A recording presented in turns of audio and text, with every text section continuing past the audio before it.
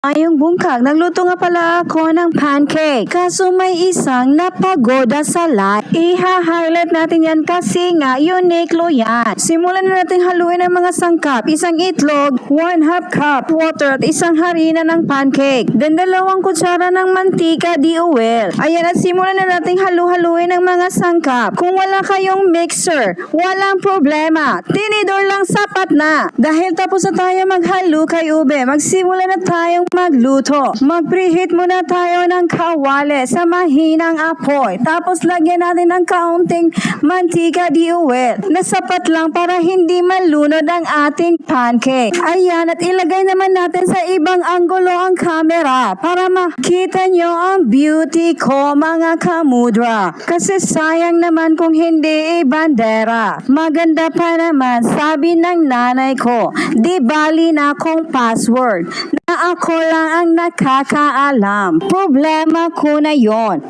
Bahala na kayo dyan kung hindi kayo nagandahan.